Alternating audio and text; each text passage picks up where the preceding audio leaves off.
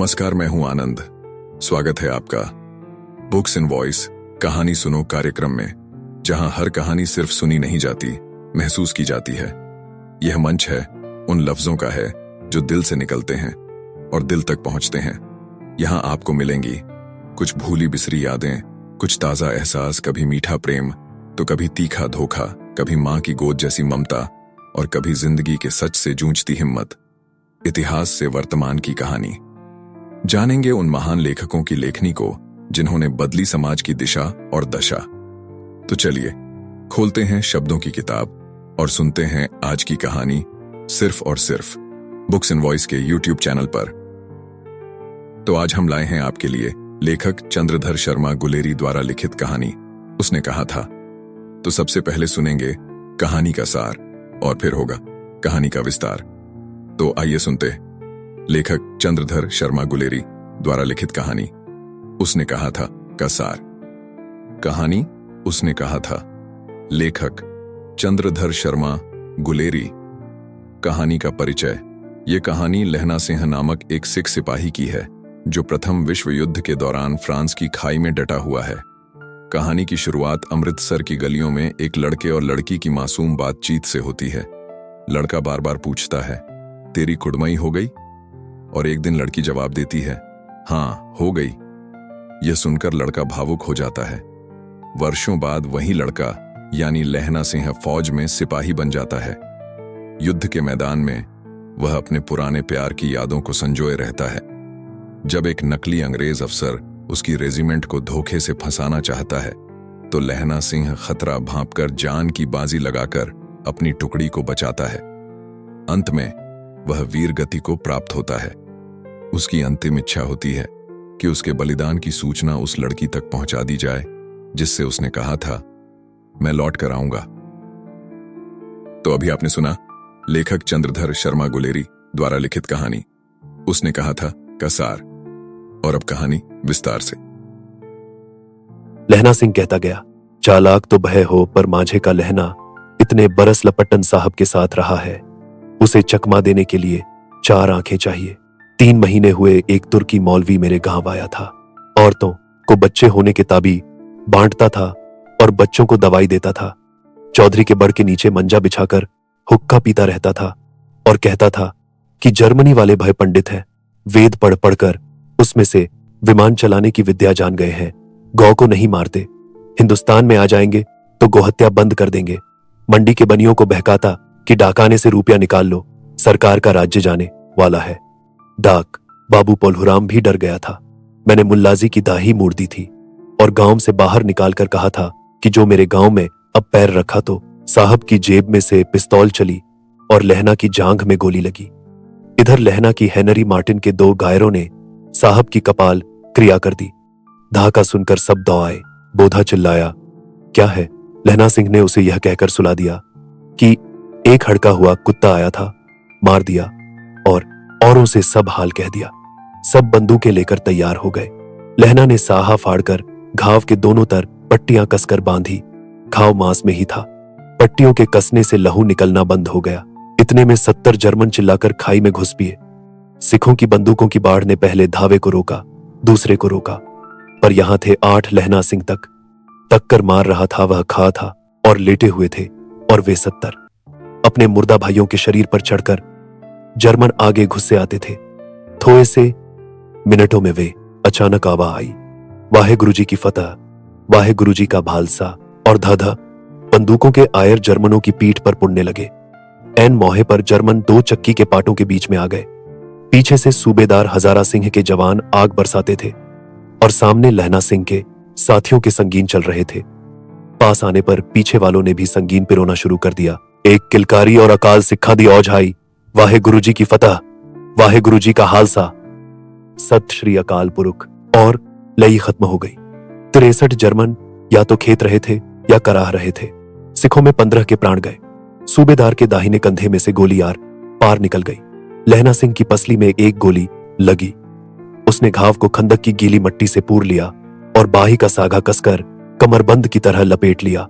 किसी को बर न हुई कि लहना को दूसरा घाव भारी घाव लगा है। लय के समय चांद निकल आया था। ऐसा चांद जिसके प्रकाश से संस्कृत कवियों का दिया हुआ क्षयी नाम सार्थक होता है।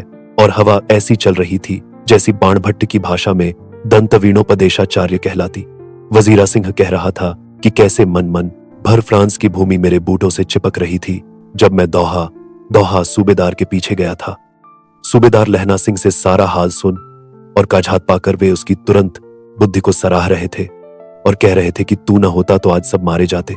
इस लाई की आवाज 3 मील दाहिनी ओर की खाई वालों ने सुन ली थी। उन्होंने पीछे टेलीफोन कर दिया था। वहां से झटपट 2 डॉक्टर और 2 बीमार ढोने की गाड़ियां चली जो कोई 1.5 घंटे के अंदर आ पहुंची।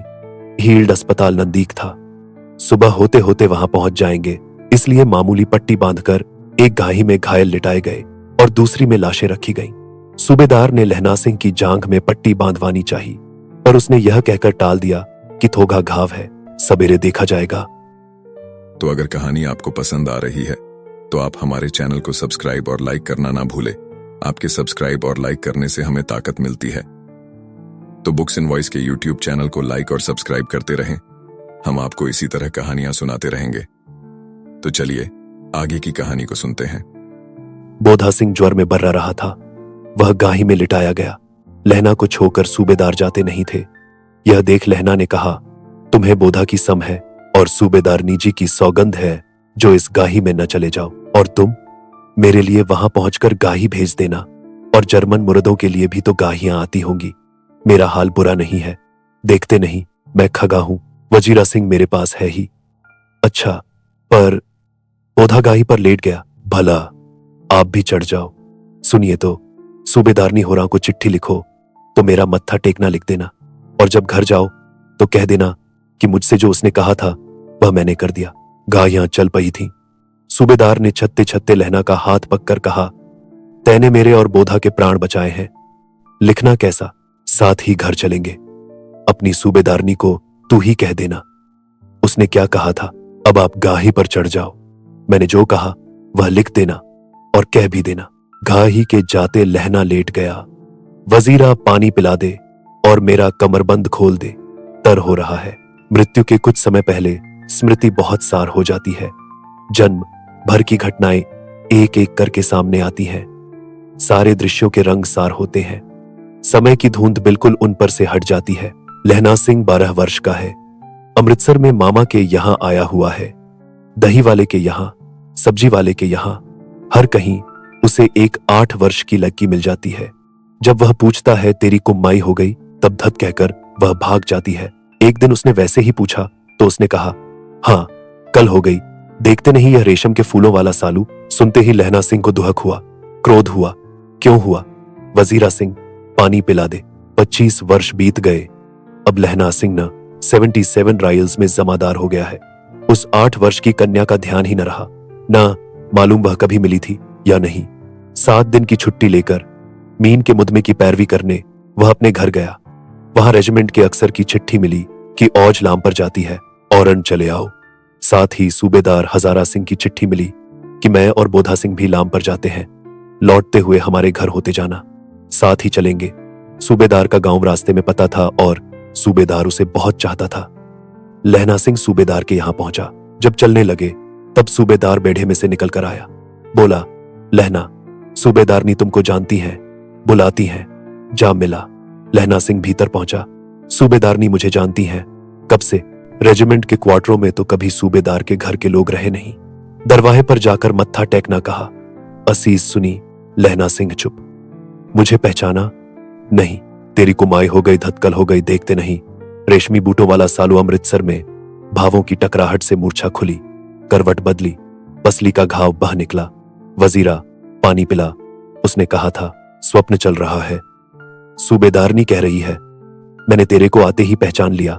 एक काम कहती हूं, मेरे तो भाग फूट गए। सरकार ने बहादुरी का इताब दिया है। लायलपुर में मीन दी है, आज नमक हलाली का मौका आया है। पर सरकार ने हम तीमियों की एक घंघरिया पलटन क्यों ना बना दी, जो मैं भी सूबेदार जी के साथ चली जाती। एक बेटा है, औज में भर्ती हुए उसे 1 ही बरस हुआ। उसके पीछे 4 और हुए, पर एक भी नहीं जिया। सूबेदारनी रोने लगी। अब दोनों जाते हैं। मेरे भाग तुम्हें याद है, एक दिन तांगे वाले का घोड़ा दही वाले की दुकान के पास बिक गया था। तुमने उस दिन मेरे प्राण बचाए थे। आप घोड़े की लातों में चले गए थे और मुझे उठाकर दुकान के तख्ते पर खा कर दिया था। ऐसे ही इन दोनों को बचाना, यह मेरी भिक्षा है। तुम्हारे आगे आंचल पसारती हूं। रोती रोती सूबेदारनी ओबरी में चली गई। लहना भी आंसू पोंछता हुआ बाहर आया। वजीरा सिंह, पानी पिला, उसने कहा था। लहना का सिर अपनी गोद में लिटाए वजीरा सिंह बैठा है। जब मांगता है तब पानी पिला देता है। आधे घंटे तक लहना चुप रहा, फिर बोला, कौन? कीर्त सिंह। वजीरा ने कुछ समझकर कहा, हाँ भैया, मुझे और ऊंचा कर ले, अपने पट्टे पर मेरा सिर रख ले। वजीरा ने वैसे ही किया। हाँ, अब ठीक है, पानी पिला दे, बस अब के हाड़ में यह आम खूब फलेगा। चचा भतीजा दोनों यहीं बैठकर आम खाना।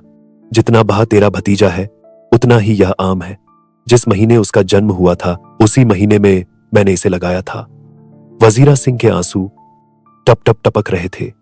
तो कैसी लगी आपको ये कहानी जरूर कमेंट करें, और हाँ, अगर कोई खास कहानी आपको सुननी तो भी हमें कमेंट करके बताएं, हम सुनाएंगे आपको आपकी पसंद की कहानी, सिर्फ और सिर्फ बुक्स इन वॉइस के YouTube चैनल पर कहानी सुनो कार्यक्रम में। नमस्कार, आप सभी का कहानी सुनने के लिए बहुत बहुत आभार।